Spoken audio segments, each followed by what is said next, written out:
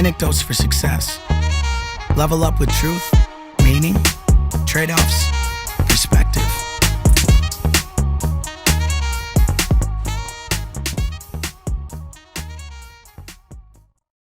So anyways, we almost did it again, Matt. We bring a guest on, we start asking questions, they start giving great answers, but we stopped ourselves tonight. I blame you. Yeah. Well, I got big shoulders. That's okay. Right. Well, Sydnee, thank you. Sydnee Coss is our guest tonight. She was a student in my New Visions Academy, and she's a freshman at the University of Buffalo, but she's been into some other things as well. So before we get going and asking all those questions, Sydnee, tell us what you're majoring in and what else you got going on right now.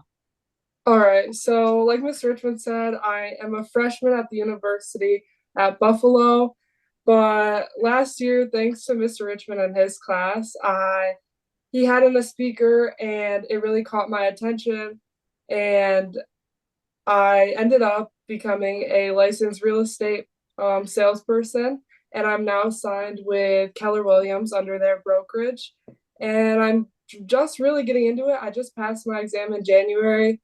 And so far, everything's moving so fast, but so far it's going great, and I really love it.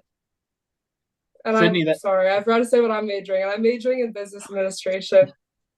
There's no rules. That's fantastic. There's no rules. You don't even have to call him Mr. Richmond anymore. True. Yeah, absolutely.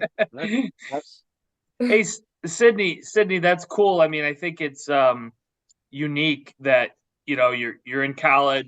You're what year are you? Sophomore, freshman? Well, so actually, I'm technically a freshman. Like, it's my first year at college, but I'm considered a sophomore because I'm only doing 3 years there because all of my credits from New Visions actually transferred perfectly to Buffalo. So now I'm technically a sophomore, and I have 2 more years. Wow, and I didn't set that up on purpose. I really didn't. I mean, but what a feather in your cap, and Paul, what a feather in your cap as far as the program goes. I mean, I know we talk all the time about how you sometimes you're like, I don't, these kids can get off with such an advantage, and Sydney, you're real life proof of that in terms of basically getting a free year, if for lack of a better way of putting it, right? Which doesn't come. I mean, that's two things: money and time, right? The two very valuable things. Time being the most valuable. So that's awesome. What I was going to ask you was, you mentioned that you had a speaker come in, and that kind of got you turned onto this profession. Why not wait until you're out of college? Why, I mean, college is busy enough. It's a lot of work. It's time to find yourself and, experience, this and learn and all this. And yet you decided to spend, I assume, time and money to be licensed, to pursue this. Why would you do such a crazy thing? Right. Well, I think the part that kind of got me is everyone kind of tells you, like, oh, you're young, like, have fun, like, you have plenty of time to work, like, high school is the best time, college is the best time. And what I was kind of thinking about is if everyone's, like, starting at the same point as me, like, we're all going to be starting right out of college, like, getting jobs. And I kind of just wanted that head start to get into the career because I feel like, especially with real estate, what I'm learning now is that it's not easy to just get your license and start like making money. There's so much more learning that comes with it. And I joined the Hidden Landmarks home team, who was JD Isles, who came to speak to our New Visions class. He's the team leader, and they're doing like an amazing job helping me learn. And I kind of just wanted to get the ball rolling so that hopefully within the next year or so, I'm moving and I'm like already ahead of everyone else, just getting a little bit of a head start. It's a fantastic reason. It's a great answer. I mean, it's you looking ahead and saying, hey, look, why would I sit here and wait when I can get going now, right? Put myself ahead of my competition, if you will, which certainly in your business there's going to be plenty of anyway. But I mean, that I didn't know that answer, but that's a fantastic answer. I mean, kudos to you for for viewing this in maybe the world like that. It's like you could get your have more fun, which has a place, don't get me wrong, or you could set yourself up and you're going to be 3 years ahead of everybody else, which is a lifetime at 19, 20, 21, 22. And when you do graduate college, if you choose to continue that route, you're going to be light years ahead of other people. Thank you. That's really what I'm hoping. Might as well get it going already. You know what? I would venture, Sydney, you could stop doing real estate tomorrow as far as I'm concerned, but if you keep that mindset, it doesn't matter. You'll do whatever in whatever you choose to do, you'll be far and away ahead. I mean, and Paul, then I'll let you talk, but I have a buddy, guy's in real estate. He buys real estate. He's an investor, and he's about my age, and about 3 or 4 years ago, and I may have told this story before, Paul, I don't know, but he and I were having lunch, and I said to him, I go, gosh, isn't it kind of funny, how much farther some people get ahead, and sometimes I don't quite know why. Maybe I'm farther ahead than other people my age. And he goes, let me ask you a question. How many hours do you work a week? I said, well, at the time and for years, for 20 years, I'm like, I'm a 60-hour a week guy, almost no exceptions. And he goes, so am I. He goes, so we've been working 50% more than the other people our age. We're they're 40, we're 60 in terms of, or 50 or whatever, in terms of work hours. And Sydney, that's what you're doing right now. And the good news is you can be older and work hours, but you don't have to look older. So that works too. But I that story pops up in my head all the time. It's like, outwork them. You don't have to outsmart them. I'm never the outsmarter. I'm only the outworker. So Paul, I'll leave it at that. No, I think Sydney, that's probably the longest you've ever heard me go without talking. No. No, I love that. And Matt, you made up a good point. You brought up a good point with mindset. It's not even the fact, Sydney, that you're a licensed real estate salesperson. It's the fact that you did it. And I have no doubt in my mind you're not going to succeed and be wonderful at it. But there was no downside to trying that, was there? Just a little bit of work and time, and that'll start compounding. There's no doubt in my mind you'll pursue other ventures as well, and it'll be exciting when we have you on the second and third time. Right now, she's created this empire. Right, when I'm selling $1 million listings and all that. You know what? Right. You say it. I'm a big manifester, but not like I look in the mirror and just say, gee, I wish I could grow hair, or gee, I wish I had $1 million. I'm a big manifester when you talk the language that you want to be and then take action. Great things happen, and that's what you're doing, and that's what's so awesome. And I appreciate the shout out from my class. I really don't do anything. I just have great kids that want to do things, and you have the freedom to do it. So no, it inspired me. I like, and even taking like my freshman year business classes, I kind of sat there and I was like, I know all this. Like, I've heard this all before. I was like doing great in the classes. I'm like, it's all just a repeat at this point. Like, I got a ton of credits and I already feel like I'm a step above everyone else. Outstanding. Bless you. That's good to hear. Hey, and I mean, Matt's like my teaching assistant, and I don't mean that out of disrespect, Matt. I always say that because you're such a great mentor to all my students, and he was in our class a lot, wasn't he? Yes, definitely. What do we always say it's all about? Building what? I'm putting you on the spot. Building networks and building relationships. Yeah. So how's that been going at UB? You meeting a lot of good people? Yeah, no, definitely. Not that can help you, but you can help as well. I mean, it goes both ways.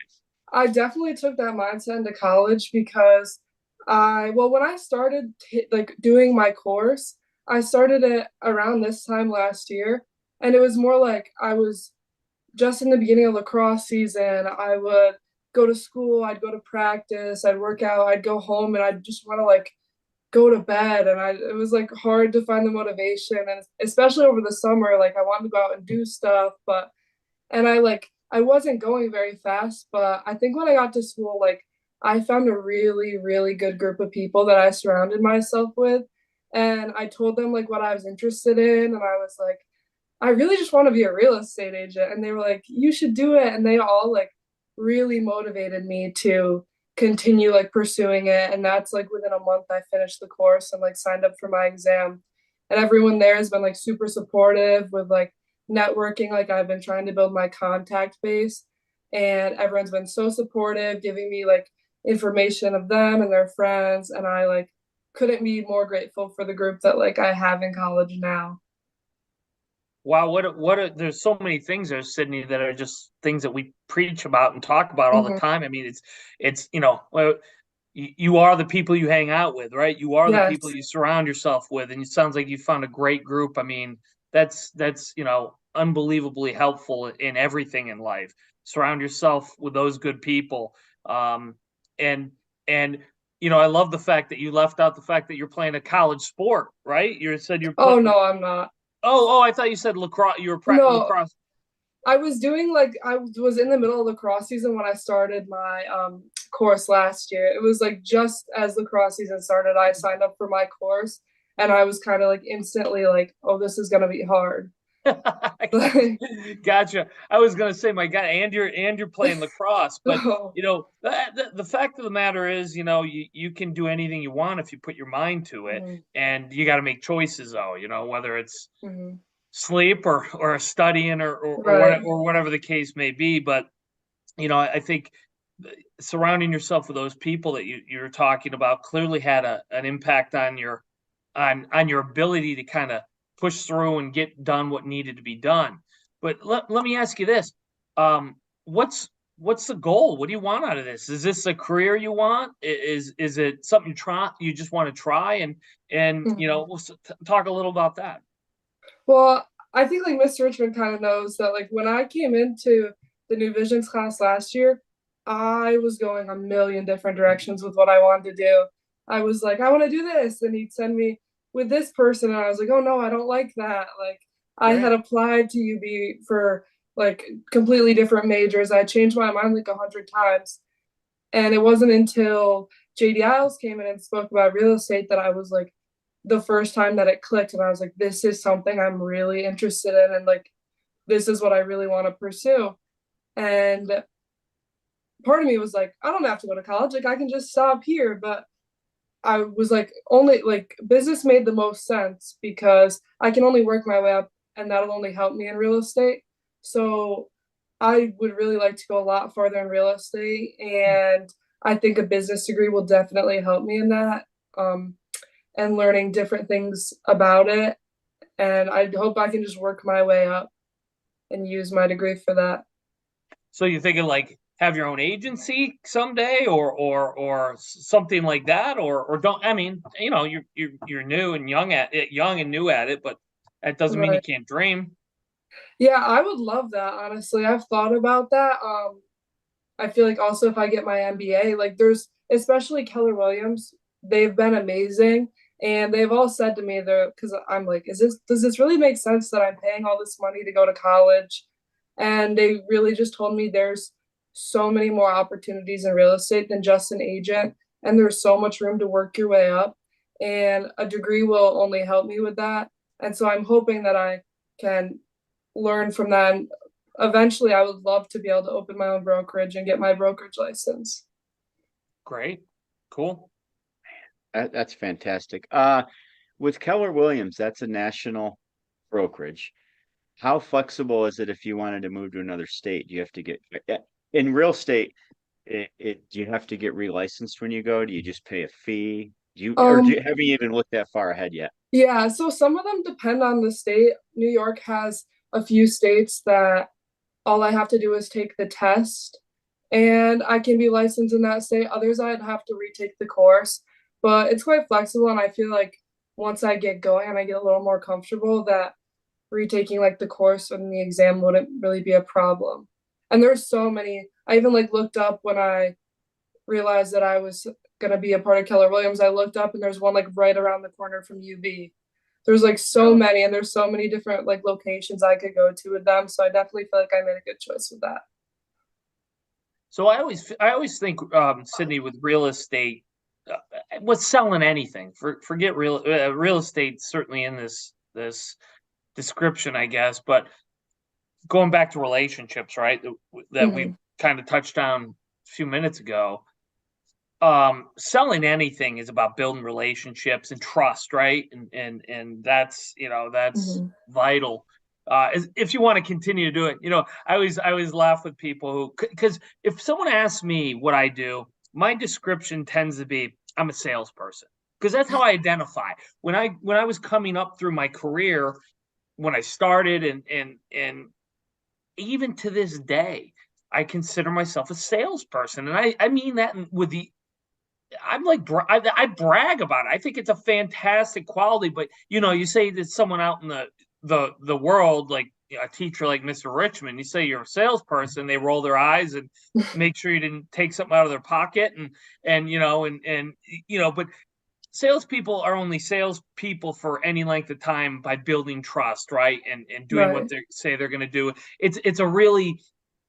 It's an amazing profession, and one that I think I have the utmost respect for.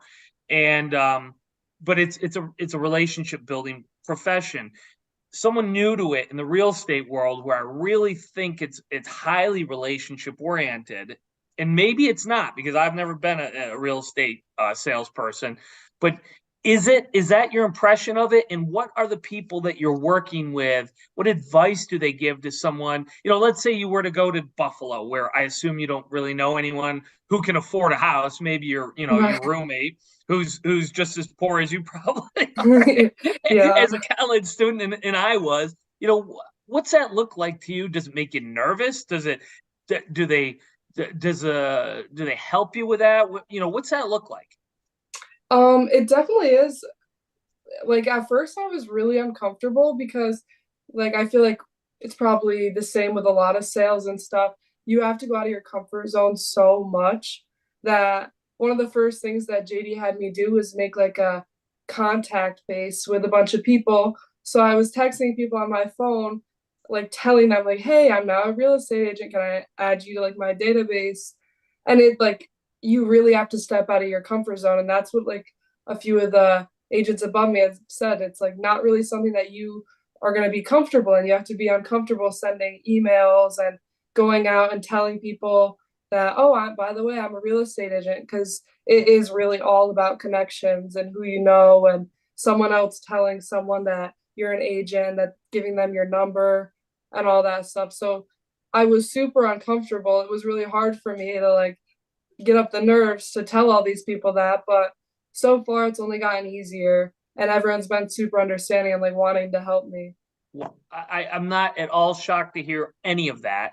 Number one, so in order to grow, you had to get uncomfortable. Is that what you're telling me? Yes. Paul, what a novel concept, huh? You mean, I knew you'd eat that. Sydney, you can't just sit in your little bubble and be safe and actually grow as a person. I mean, that I'm being sarcastic, obviously, because it drives me crazy, this world we live in right now, where everyone thinks if they're uncomfortable, they're in mortal danger. And Mhm. what you seem to be saying is the way to success and the way to grow, whether it's in real estate or anything, is requires you to get uncomfortable. And then I'm also hearing, and correct me if I'm wrong, because I don't want to put words in your mouth, it's gotten easier, and you're Mhm. getting a lot of support from these people. Yes, definitely. I would have predicted every part of that. And it's not because I'm smart, it's because I've had to get uncomfortable a lot in my life, and Mhm. it's the same thing that happens. But I'm only so focused on it because it's Sydney, it's such a great lesson. And to be getting it in the real world at 19, when most people at 29 won't get off their couch if they think, they're going to get the slightest bit uncomfortable. I'm not sure you probably don't have any idea how much farther that's going to propel you in life if you continue to live like that. No, definitely. It has not been easy at all. I Good, mean, it the should course be. was just the easy part. I thought that that was going to be the hard part, getting my exam out of the way. But so far, it's like it all has ended up being perfectly fine. And some of the stuff that I had to do, like I was, like you said, I was not comfortable with, and like didn't really want to do. It's like one rule they told me is I should tell everyone that comes within 6 feet of me that I'm a real estate agent. And that's not always easy because it never comes up in the conversation. It doesn't somehow segue to that. But it's just something you have to do, and no one's ever like weirded out by it. Everyone thinks it's cool and awesome, and it's been super supportive. Yeah, it's great. I'm sure what they tell you in one way or another, what my terminology is planting seeds. You're just planting seeds, planting seeds, planting seeds. Mhm. And then 3 months from now, somebody who is 6 feet away from you is gonna text you or call you out of the blue and say, "Hey, didn't you say you're, selling real estate?" I mean, this, and they know this, of course, but that's exactly how it happens. And it's so refreshing to hear it from your point of view, and being new to it, because these are the things that build relationships and builds a successful career. It's not just, well, I'm here, so somebody owes me something. It's, Right. I've got to go do it. And there's no job, no career in the world that is more valuable in terms of your personal growth and your professional growth than a sales job. And I have a 23-year-old daughter, and one of the things that I said to her from she was probably 10, probably younger. I want you to have to sell. I want you to have to sell. I want you to know that feeling of rejection, the feeling of discomfort, to go force into that conversation. Oh, by the way, I sell real estate. I want you to know, I want you to get all those things, because there's so much benefit to you long term. Sydnee, you might not sell for the rest of your life, but having those skills and having those experiences, growing, you won't shrink from it. Once you've grown in that way, you'll always have it. And it'll give you so many advantages for the rest of your life and whatever you do. So, um, whatever it's worth from me, it's awesome. And I don't care if you don't sell a house for the rest of your life and you go and do something else. You're already winning in this area. And I just want you to know that I believe that from the bottom of my heart. Go ahead, Paul. All right. Well, first of all, I'm highly offended you don't think I'm a salesperson. I have to go back to that. I think everyone's a salesperson. No, we talk about that because I'm one of those rare teachers that has a course if nobody signs up for, I don't have a job anymore. So I'm a salesperson. I never thought about that. Sydnee, I love what you're doing. I know a superpower the older I got was that I don't really care what other people think for the most part. I mean, outside of embarrassing myself, because people really don't think about me that much. And you know what I mean by that. Like, you're telling people, "Oh, I sell real estate," and you're worried about what they say. They really don't think about you that much, but you're planting those seeds. You Right. taking that the right way? Like, it's so you're getting better at that. And I wanted to touch base when JD comes into class.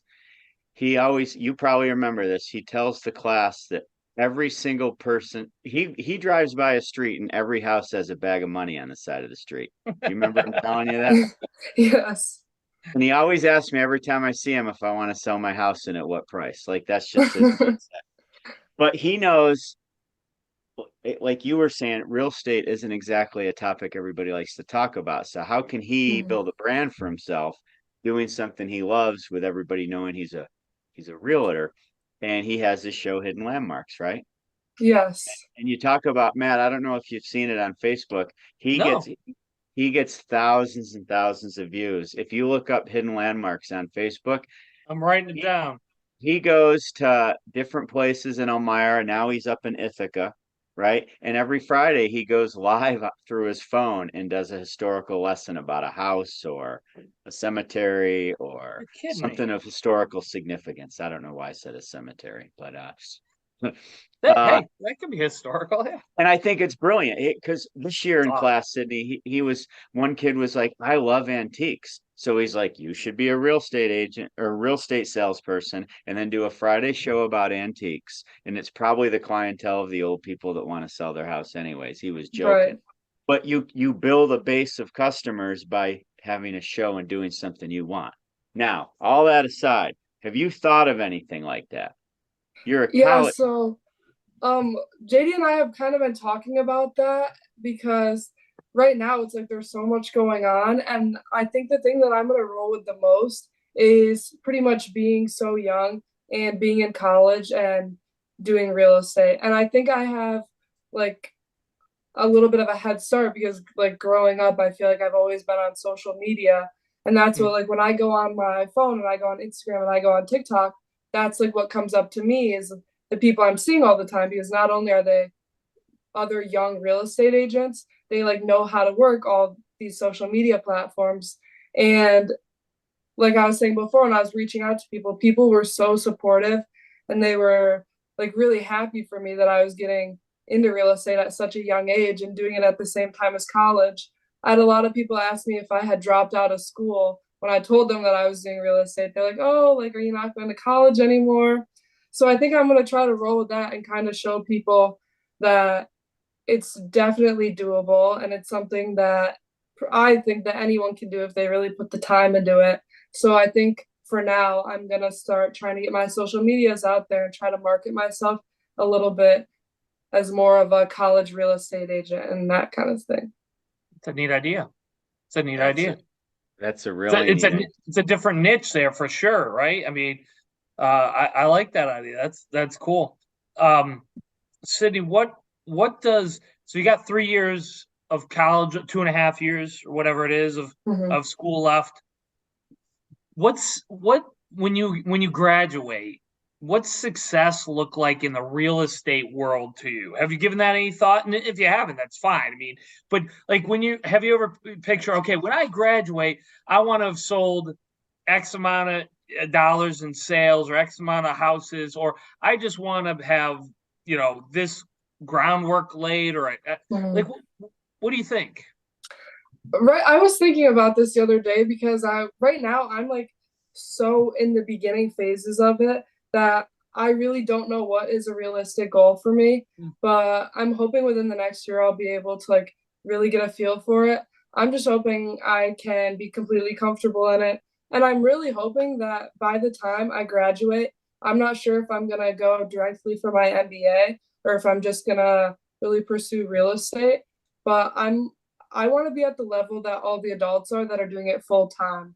I want to be comfortable in the profession and I want to be freshly graduated and be at the level that they are and kind of even with them. Good. Well, that's a fair answer. Yeah. And I would imagine that you could it sounds like you've got some good mentors, which is vital. Definitely. I would imagine a question to them of, hey, what do you think a realistic, goal for me would be? Because I'm a huge goal setter, but I'm also, I want to be realistic. It's like, you say, I want to, do 10 million a year in sales every year till I graduate. It's probably like, well, Sydney, I don't know. Let's, but I think for whatever that's worth, might be worth asking your mentors what they think and giving you something to stretch for and continue to get uncomfortable with. Definitely. All right, Sydney, my turn. Question. What do you think keeps like 98% of people your age from doing something like this? I think a lot of people are stuck in the mindset that it's like, oh, high school and college, like it's the time to really like have fun and get out there.